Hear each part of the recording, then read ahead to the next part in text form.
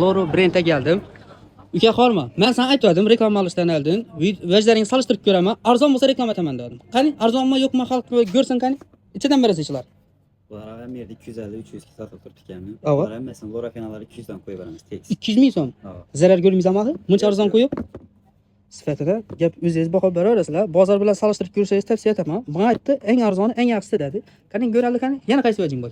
Shu yerda turganlar hammasini 99 ming so'mdan skidga qo'yib beramiz. 99 ming so'mdan. Bu narsa 150-160 ku.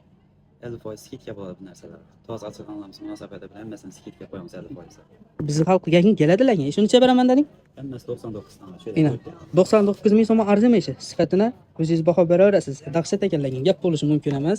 Keyin Ibondagi vajlarimiz ham hammasi 99 ming so'm deydi. Общий hammasinimi?